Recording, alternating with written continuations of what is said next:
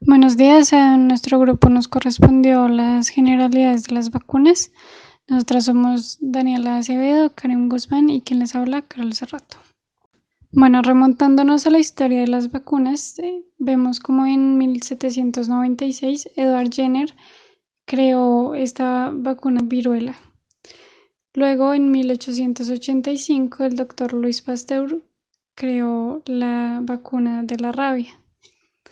Posteriormente, en 1977, ya gracias al doctor Jenner, la viruela se erradicó en todo el mundo.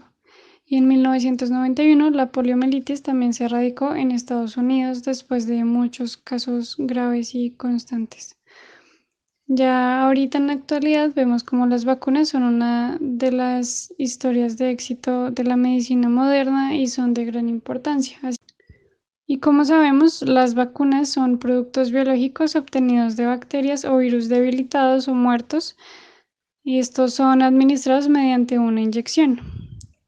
Pues como tal, las vacunas son destinadas a generar inmunidad contra una enfermedad, estimulando la producción de anticuerpos. Entre los distintos tipos de vacunas encontramos cuatro clasificaciones, según su composición, según su uso sanitario, según su microbiología y según su producción. Según su composición, encontramos en primer lugar las monovalentes. Estas son las que cuentan con solo un componente antigénico. Tenemos como ejemplo la de hepatitis A. En segundo lugar, tenemos las vacunas polivalentes. Estas son las que cuentan con distintos tipos antigénicos de una misma especie. Ya se dividen en bivalentes, trivalentes y tetravalentes. Como ejemplo, tenemos la del VPH. Y en tercer lugar tenemos las vacunas combinadas. Esta es como tal una asociación de varios elementos antigénicos de distintas especies o microorganismos. Como ejemplo tenemos la DTP, las heptavalentes infantiles.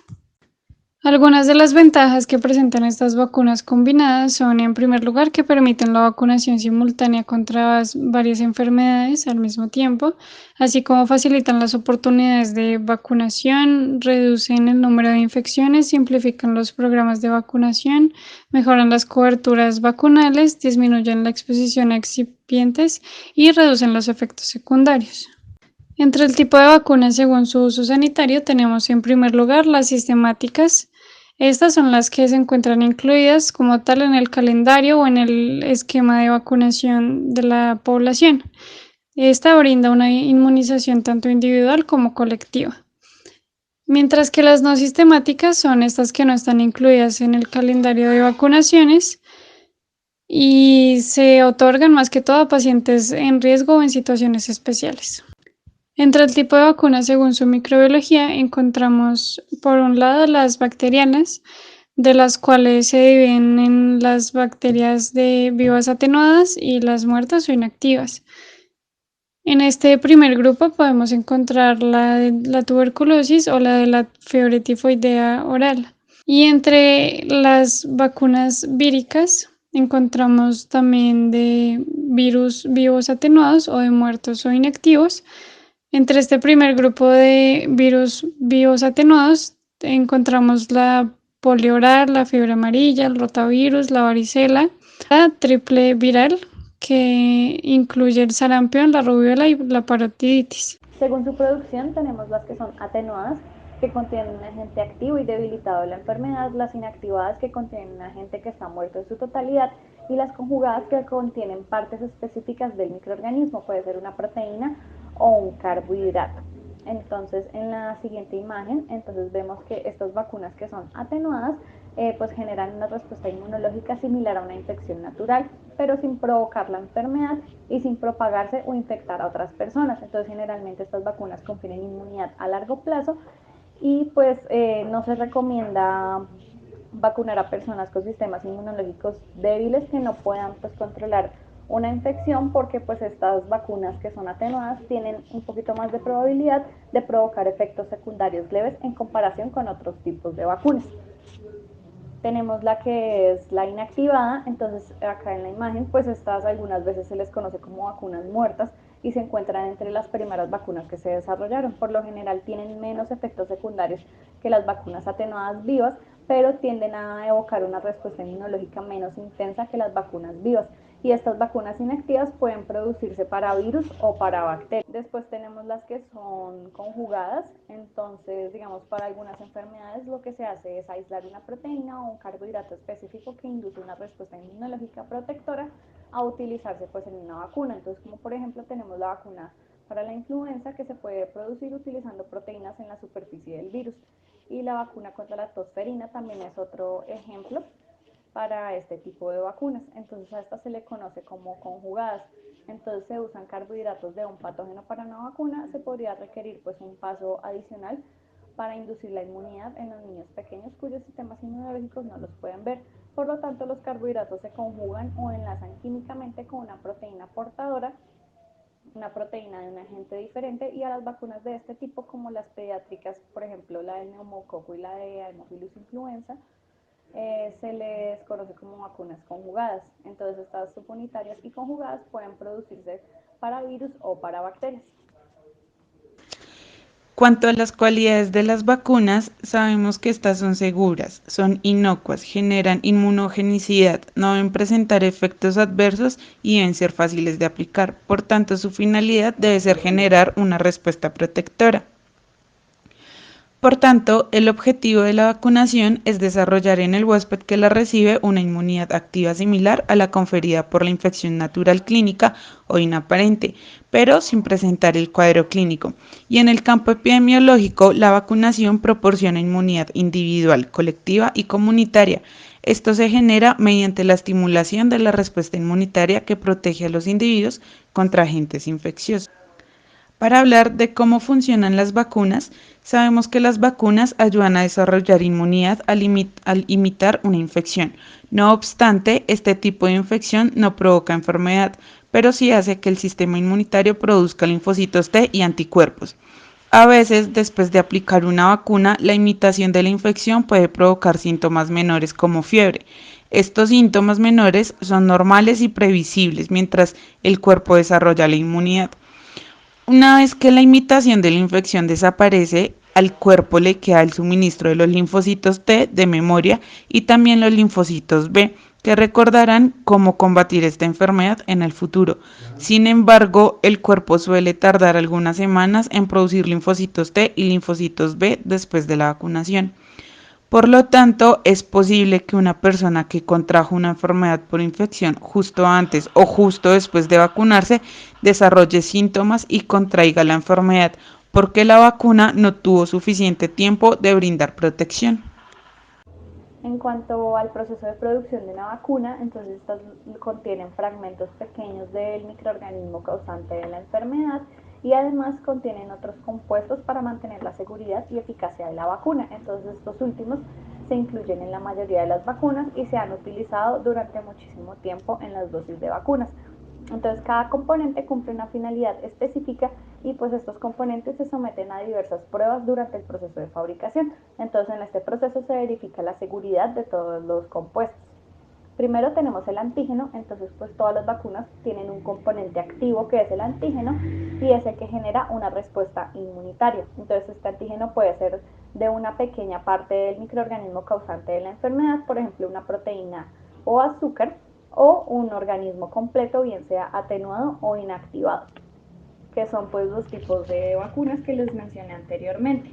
Además de esto, también las vacunas tienen los conservantes que impiden que la vacuna se contamine cuando se abra un vial que va a ser utilizado para vacunar a más de una persona. Más algunas vacunas no tienen conservantes porque se almacenan pues en viales que son monodosis y se desechan para una baja toxicidad en humanos.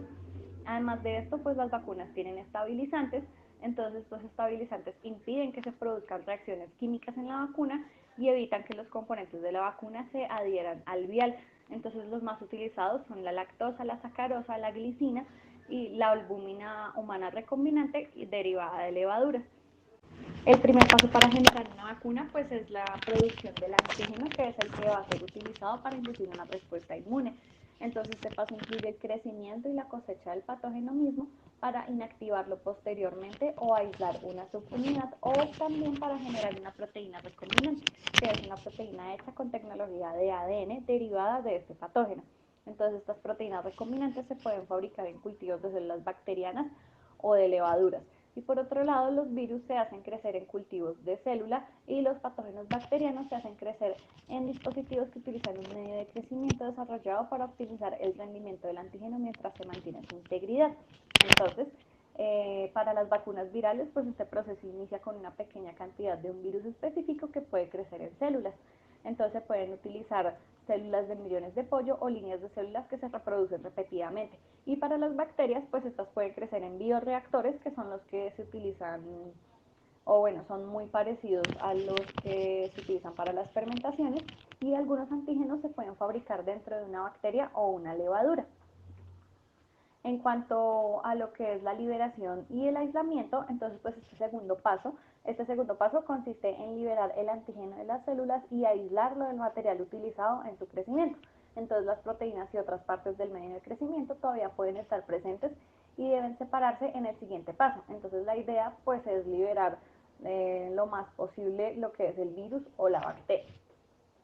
Ya después de eso, entonces se pasa a la purificación del antígeno. Entonces, para vacunas hechas de proteínas recombinantes, esto puede involucrar procesos como la cromatografía o la ultrafiltración.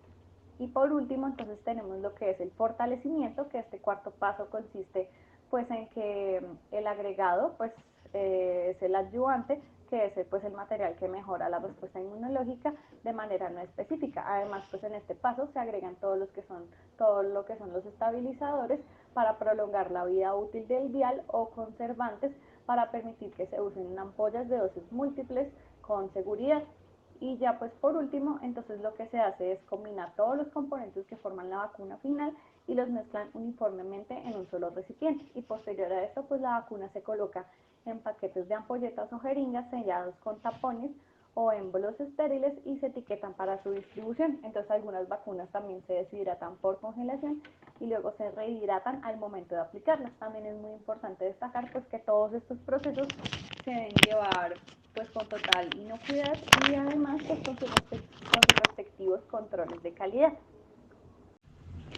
Cada vacuna en desarrollo debe someterse a investigaciones y evaluaciones destinadas a identificar los antígenos que se deberán utilizar para generar una respuesta inmunitaria. Esa fase preclínica se realiza sin pruebas en seres humanos y una vacuna experimental se prueba inicialmente en animales con fin de evaluar su seguridad y su posibilidad para prevenir la enfermedad. Si la vacuna provoca una respuesta inmunitaria, se la prueba en ensayos clínicos con seres humanos en 3 fases. Entonces, primero se administra a un pequeño número de voluntarios evaluando su seguridad y confirmando que genera una respuesta inmunitaria y determinar pues las dosis correctas. Generalmente se hacen en personas jóvenes. Segundo, pues la segunda fase se administra a cientos de voluntarios evaluando su seguridad, su capacidad para generar una respuesta inmunitaria, y los participantes tienen pues las mismas características, por ejemplo lo que es edad y sexo, que a las personas pues para las que se prevé administrar esta vacuna. Entonces en esta fase se suelen realizar múltiples ensayos para evaluar diversos grupos etarios y diferentes formulaciones de la vacuna. Generalmente en esta fase se incluye un grupo al que no se le administra la vacuna con el fin de realizar comparaciones y determinar si los cambios en el grupo vacunado son atribuibles a la vacuna o si se han producido por azar. Ya en la tercera fase se administra a miles de voluntarios y se realizan comparaciones con un grupo similar de personas que no fueron vacunadas pero recibieron un producto comparador a fin de determinar si la vacuna es eficaz contra la enfermedad y estudiar su seguridad en un grupo de personas mucho más numeroso. Entonces, por lo general, en estos ensayos de fase 3 se realizan en muchos países y en numerosos lugares de cada país con el fin de asegurar conclusiones respecto a la eficacia de la vacuna y pues que sean válidas en poblaciones diferentes. Entonces, durante los ensayos de la fase 2 y 3, los voluntarios y científicos que realizan el estudio no saben pues a qué voluntarios se les va a administrar la vacuna y a quienes se le administra el producto comparador. Esto se conoce pues como ensayo doble ciego y es necesario para asegurar que en sus evaluaciones pues la seguridad y la eficacia de la vacuna y pues que los científicos no se vean influenciados por saber quiénes recibieron el producto. Y una vez finalizado el ensayo y obtenidos todos los resultados, se revela a los voluntarios y a los científicos que condujeron el ensayo quienes recibieron vacunas y quienes pues recibieron la sustancia comparadora.